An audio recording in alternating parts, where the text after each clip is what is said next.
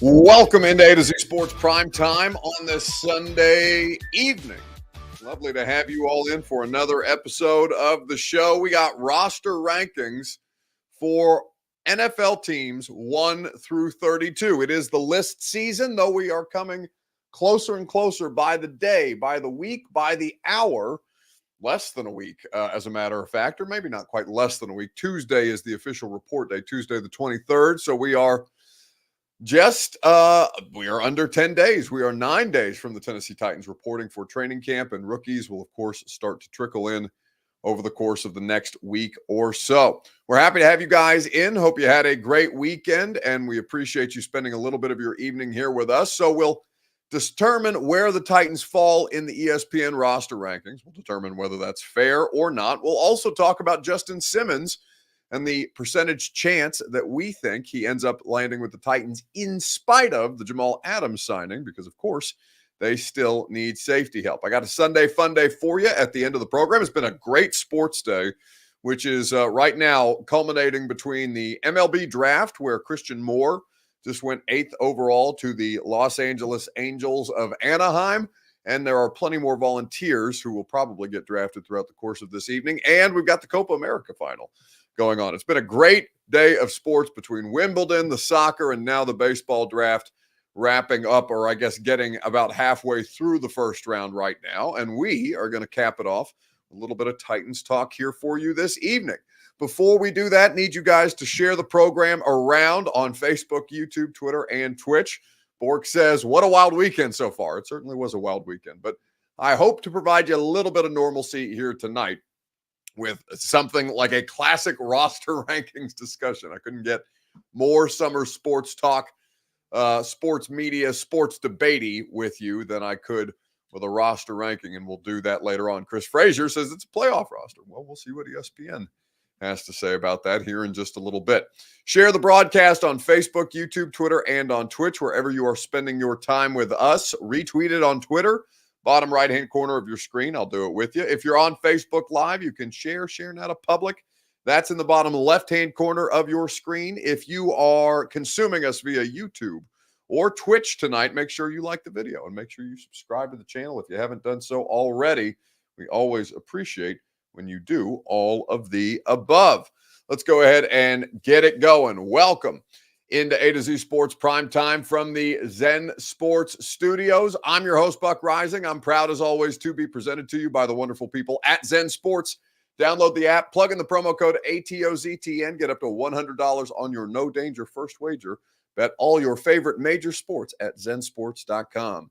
Two Rivers Ford, the South's most trusted Ford dealer. Two Rivers Ford in Mount Juliet or online at tworiversford.com. They always put you in the driver's seat to make the car buying process fast, easy, and the most fun. Of course, True Math Fitness, where my arms are still very sore from Arm Farm Friday. It's been a while since I've been in there, but you know that you'll get the best workout in Middle Tennessee with the best workout facility and best coaching staff at True Math Fitness, where your first workout is free as a Middle Tennessee resident.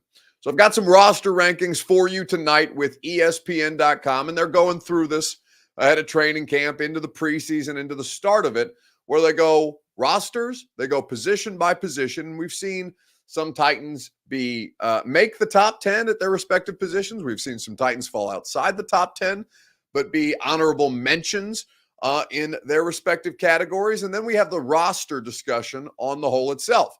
Now, what do we know about the Titans roster? We know that the Titans roster has been not entirely remade in the last 2 years, but damn near, where the only two players, I think the only two players, as I went back through the list here this morning, the only two players from that 2019 AFC Championship game run are Jeff Simmons and Harold Landry. For the most part, the roster has entirely turned over with the departure of guys like Derrick Henry and Ryan Tannehill, and that attrition that happens year after year after year. But we're now, 5 years removed from that 2019, or will be soon 5 years removed from that 2019 run, and the roster looks appreciably different.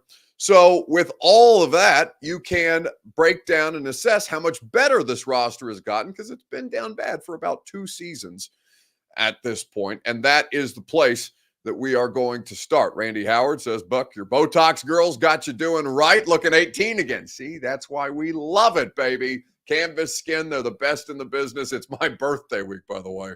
So, yeah, 100% before the birthday party on Friday. Ironically enough, my girlfriend, she's a triplet. Their birthday is the day before mine, the three of them. So we're doing their birthday party on Friday, and then we're doing my birthday on Saturday, and you're damn sure that I'm going to be looking right. There's not going to be a bit of movement here. Shout out Canvas Skin. Anyway, let's keep it moving. You're not here to talk Botox. You're here to talk Titans. Ranking the roster where the Tennessee Titans have remade it through the draft and free agency, through trades, through additions like Jamal Adams. And what I'll say to you is the Jamal Adams signing is an intriguing one for a couple of different reasons. Because if all goes to plan, if everything goes perfectly, then he is a situational role player for this defense, and they find very specific ways to deploy him to their advantage.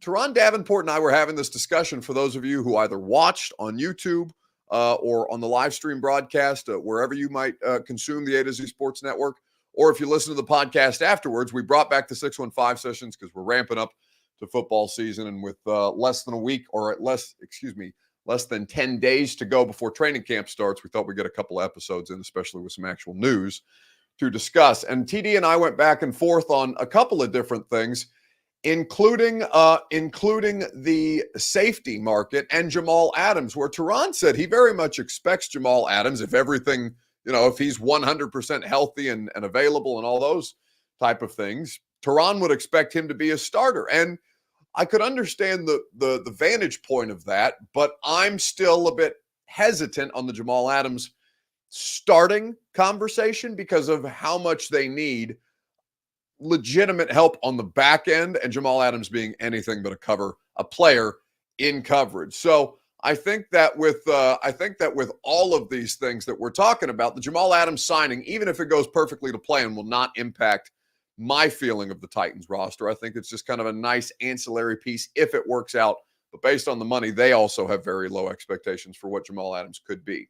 So if I asked you, fair or foul, where ESPN ranked the Tennessee Titans roster in their annual roster rankings, I'm going to tell you here in just a second. Some of you may have seen these ESPN roster rankings, where the top team is the San Francisco 49ers, and the team that they ranked 32nd overall is the, let me find it here. I have to scroll way down to find the New York Giants, who they have 32nd out of 32. If San Fran is 1 and the Giants are 32, where do you think the Titans should be ranked? Let me know in the comment section on Facebook, YouTube, Twitter, and on Twitch. We will have that discussion together right after I remind you that your Two Rivers Ford take is made possible by the South's most trusted Ford dealer.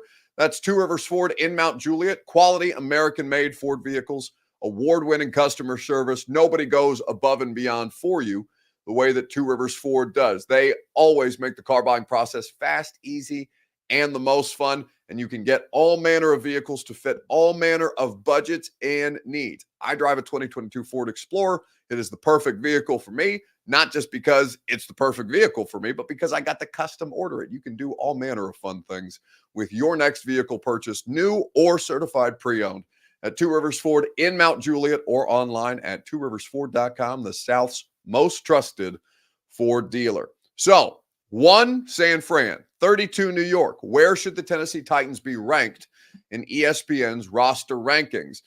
Jay on Twitch says 20. I've got favorite and under 16th. So right at the middle of the pack there is where they're saying on YouTube that the Titans should be. Cordy Jackson in the same ballpark with 15th. Bork is giving me a range between 16th and 18th. Will on Facebook Live says they should probably have us at 24, but I feel that it should be 15. And finally, Trigga on YouTube says now 22-ish, midseason, top 15. So I think those are fair discussions to have, and that's probably a conversation. Well, we won't have that many conversations on the bye week, but that's probably a conversation we can have around the bye week because I'll obviously take vacation.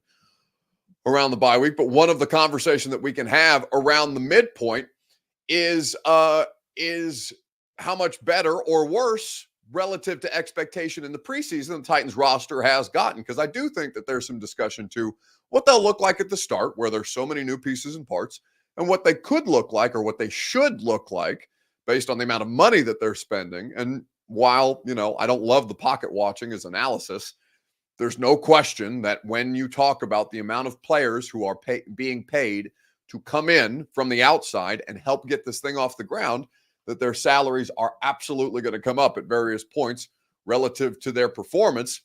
I think that the Titans in particular are a pretty interesting kind of case study, because there is a lot to like about what they've done, but I also understand some skepticism about what it is that they've done based on the strategy of it, right?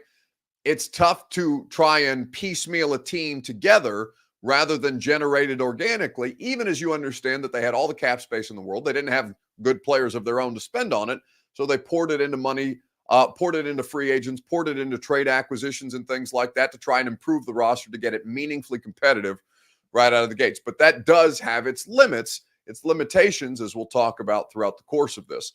So where should ESPN have ranked the Titans? I see Karen O'Keefe saying 19th, Chris Olson between 18 and 20. We obviously did the podcast with Ran Carthon way back. Well, I guess it wasn't way back. It's May. Was that only a little over 2 months ago? That seems like an eternity ago. It feels like, but I guess that has been a while since May the 6th, when we had Ran Carthon and Greg Cosell doing the podcast 6 days after the NFL draft. And we talked about all the different acquisitions that we made. And it's not just about the free agents, right? Because they did add a draft class that I consider meat and potatoes. They're very, very fundamental needs that they had to satisfy in both areas. And I think that you can make the argument. I don't have the notes in front of me from, I think that was maybe Thursday evening show, where we went through and talked about some starters and how many different starters they just straight up added throughout the course of the offseason because they had so many different roster holes to fill. I mean, you could probably make the case that they added between 10 and 11 starters, or players, 10 or 11 players that need to be starters for this team to be the kind of meaningfully competitive that we're talking about. So I think that when you consider all those things and you hear Rand talk about the players that they added, there's reason for optimism, but I'll explain to you why ESPN is not feeling that same level of optimism that you as a Titans fan might be. Guys, a lot of fundamental needs on the roster. Can only address so many in one fell swoop. And we've talked to you obviously since the draft class, but for the audience who's going to get to know these players over the course of the next couple of months before they actually see them in preseason games, or those of you who get to attend training camp and things like that, what are they getting in this new draft class from top to bottom? I mean, you're getting guys that love football, that are passionate about the game football. They all play with a level of physicality and toughness, and they're finishers. All guys that finish, that fit our acronym of being a dog. They all embody it, and 5 out of the 7, their names start with J. So I guess we like J's. So that's Rand Carthon joking around with Greg and myself at the install. You can still watch that whole podcast, by the way. It's evergreen until the season starts, with Rand Carthon breaking down his draft class, his free agent acquisitions, the stories behind them, how he got to know the players, and Greg Cosell also bouncing some analysis off there. I'm biased because it's, the podcast that we do, but it was really, really good. So if you haven't had the opportunity to check that out, you can do that on the 104.5 The Zone YouTube channel. Subscribe to that as well while you're there. So Titans fans probably higher on the roster than the NFL media at large might be. And so if San Francisco has the best roster according to ESPN, and New York, the Giants, have the worst roster according to ESPN, where should the Titans be ranked?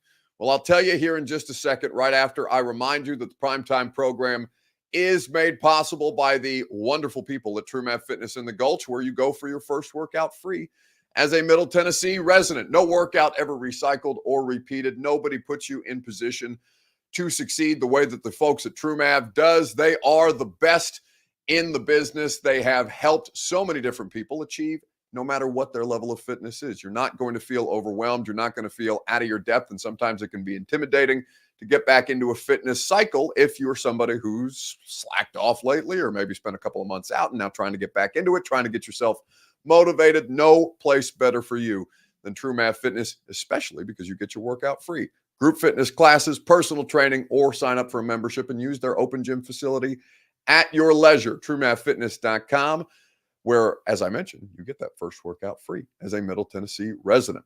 All right, so where does the Titans roster rank according to ESPN? First is San Francisco, 32nd is the New York Giants, and 25th are the Tennessee Titans. Now, here's the breakdown. Mike Clay is the person who did the analysis for ESPN. He is he's an analytics / fantasy football analyst for ESPN. He's been doing these for a long, long time. So listen to the analysis, though, because this is pretty interesting based on how much this team has changed. And this speaks to how much this team has changed in the last 6 months. So they have the categories broken down to biggest strength, biggest weakness, X factor for the upcoming season, and a non-starter to know. So those are the 4 categories. The biggest strength they have is wide receiver, and I'll read you the analysis from Mike Clay. Tennessee's new look wide receiver room is too good to ignore. I add parenthetically, when the hell is the last time that you've heard too good to ignore about a Tennessee Titans wide receiver room? That's crazy. DeAndre Hopkins is back for his age 32 campaign. Calvin Ridley will join him on the perimeter and Tyler Boyd in the slot. Hopkins and Boyd ranked 5th and 13th, respectively, among wide receivers in receptions since 2018. Ridley led the NFL in end zone targets with 25 and scored 8 touchdowns with the Jags in 2023.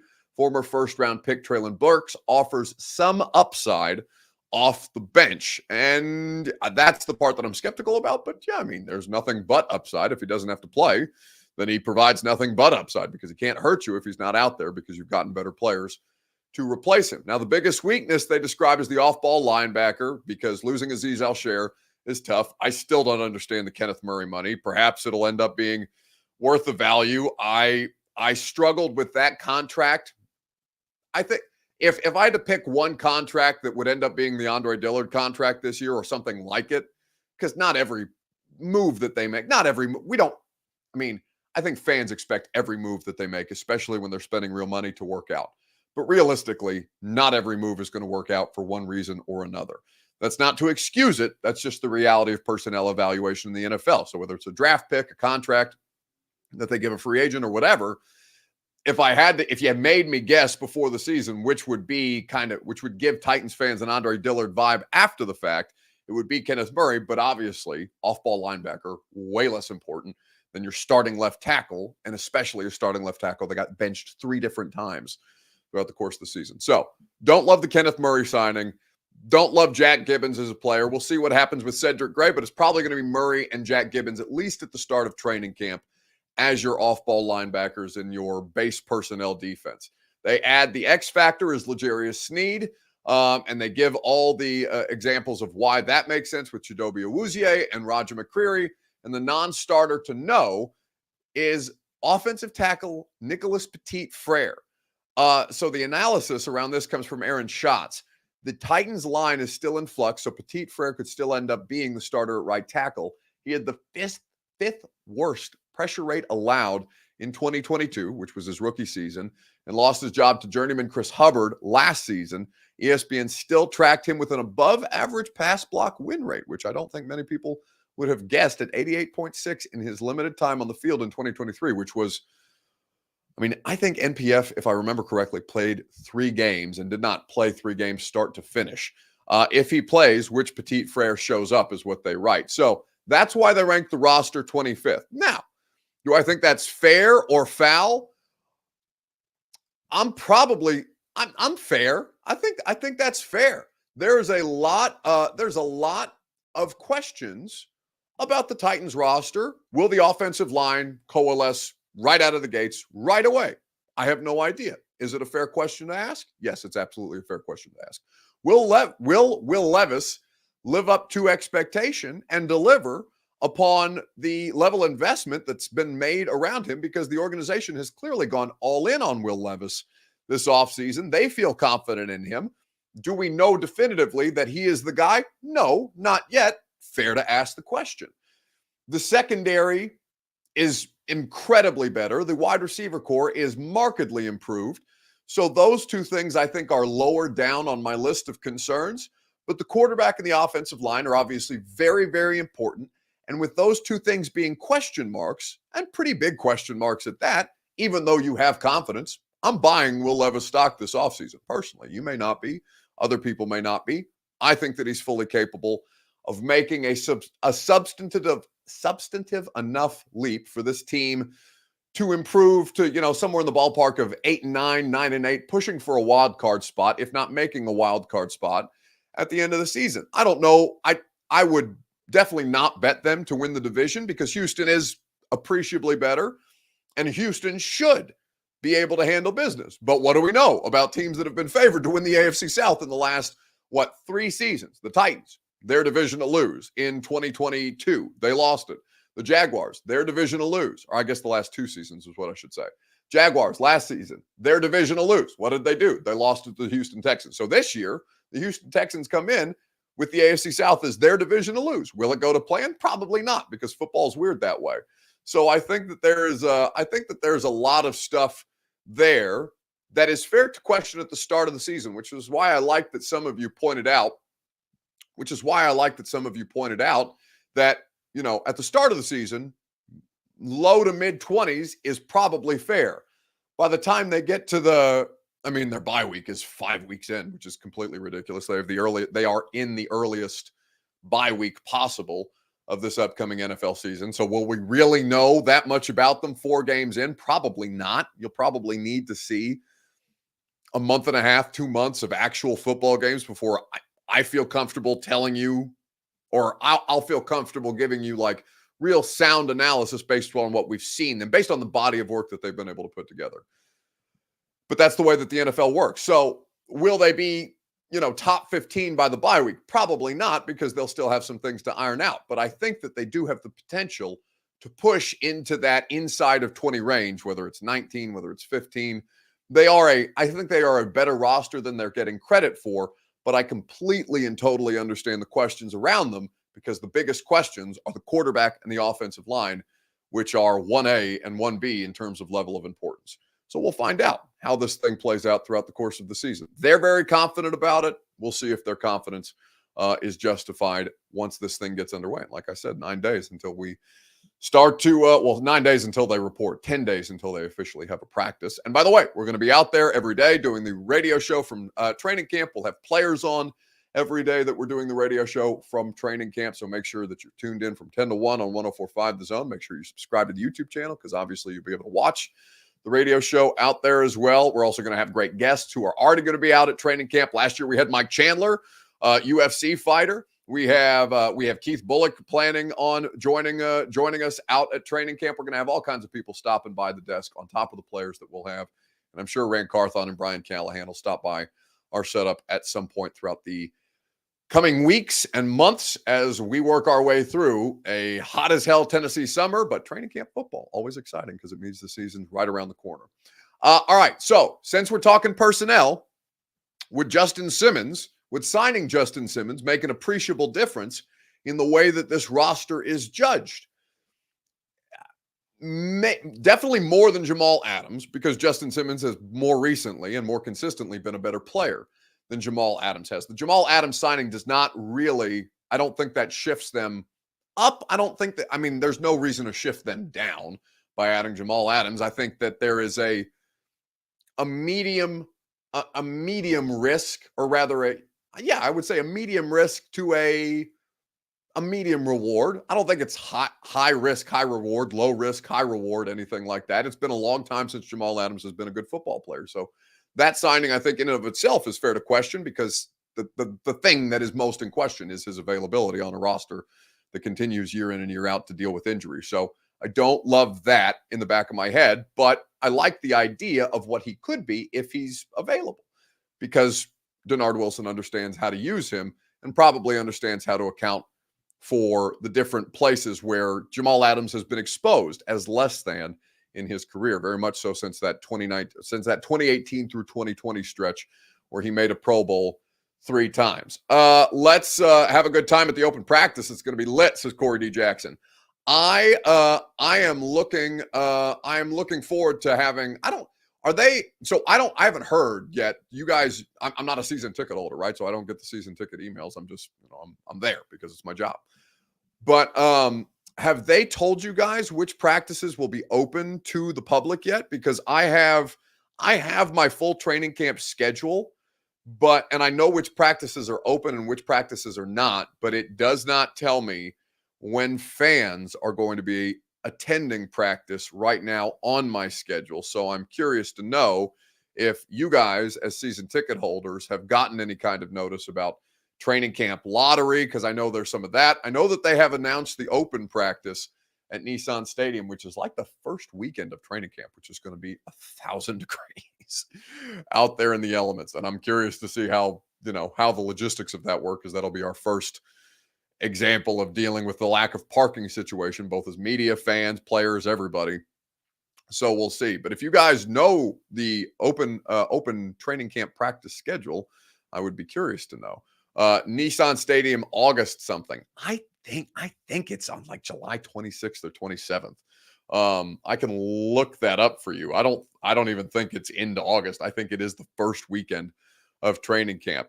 There, Trigger says on YouTube, I know it's a practice on the 27th that's open to the public. Yeah, July 27th at 10 a.m.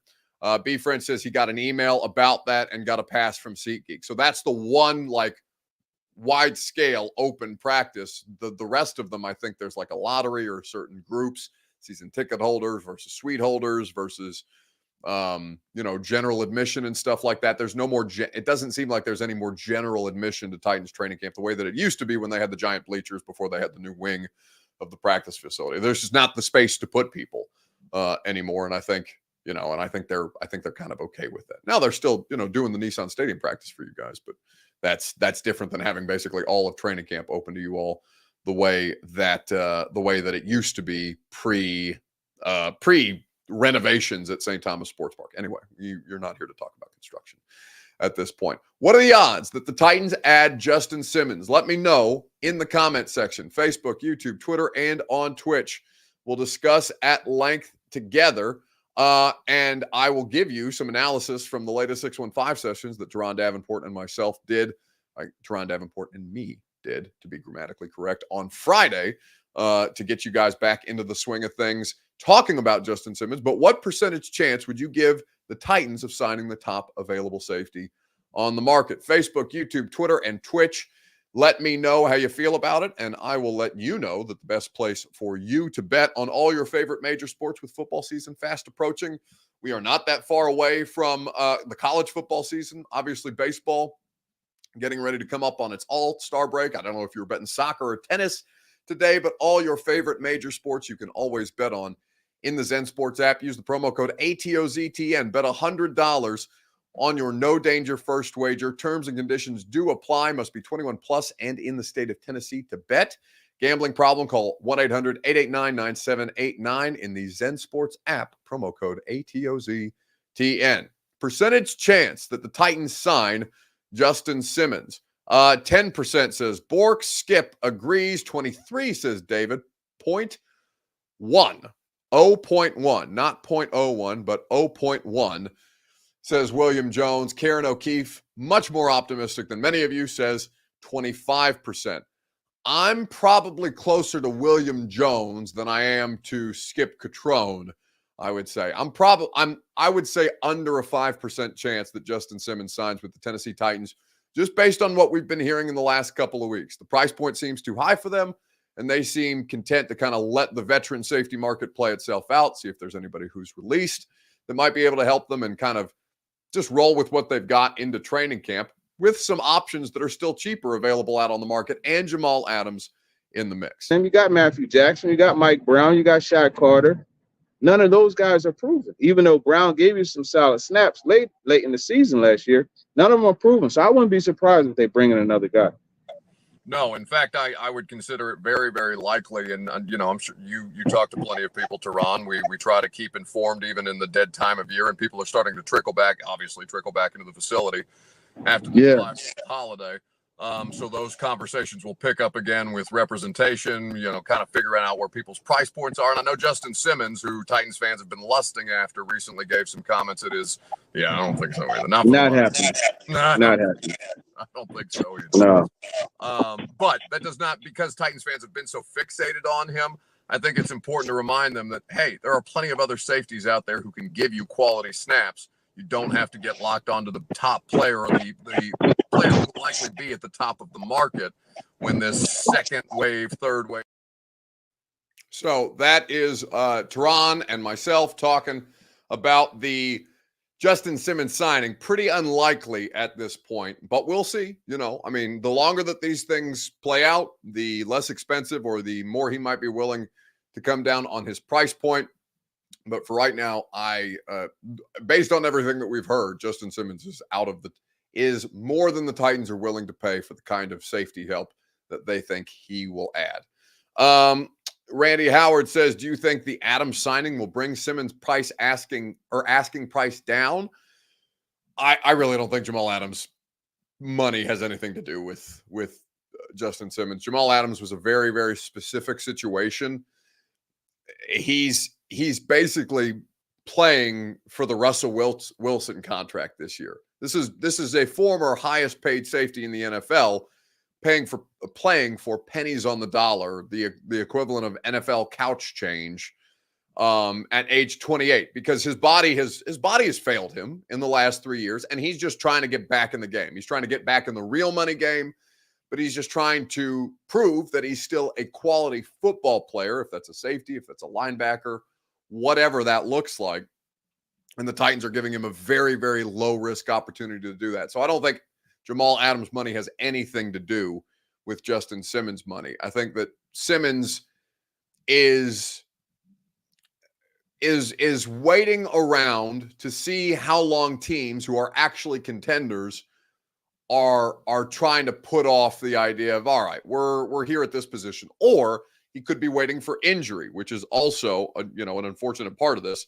But there are plenty of players who are advised, hey, just let it play out. Training camp, unfortunately, somebody will pop an Achilles or tear an ACL or something like that, and they'll have no choice but to pay you more or closer to what you're looking for. So that is also a part of the strategy here with Justin Simmons. The same way that, if you remember, Jonathan Cyprien a couple of years ago tore his ACL.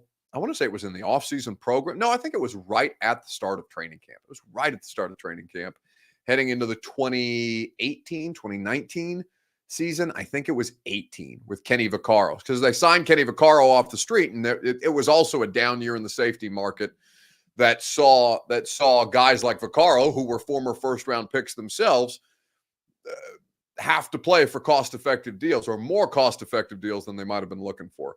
So I think that there is a lot to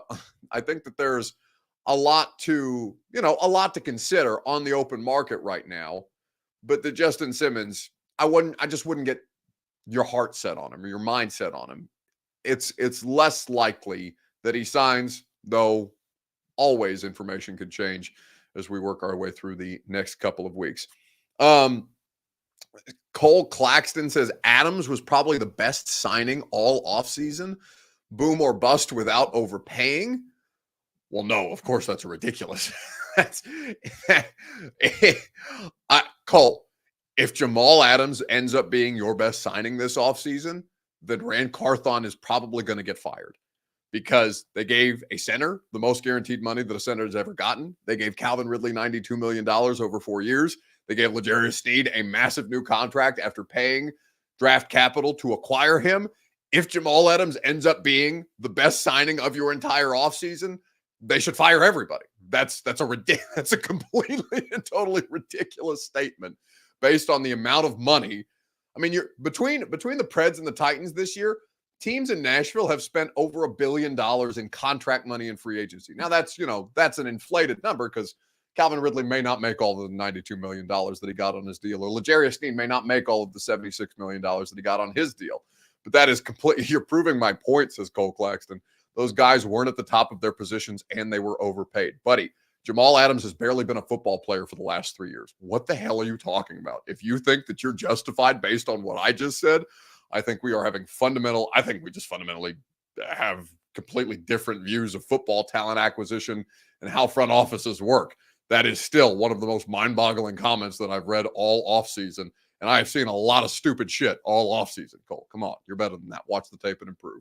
All right. Sunday Fun Day. Let's put a bow on this thing on this Sunday night. What's the best thing that you saw from the sports weekend? And it was an electric sports weekend. Today has been an electric day of sports between Wimbledon, the finals between England and Spain, and the Euros if you were watching soccer, the MLB draft tonight. What was the best thing that you saw this weekend? Facebook, YouTube, Twitter, and Twitch. We will discuss at length together right after I remind you that the Primetime program is made possible by the Ashton Real Estate Group of RE/MAX Advantage. Don't sell without the intel and get your dream address without the stress at GaryAshton.com, the official real estate agent of the Nashville Predators, the Ashton Real Estate Group team.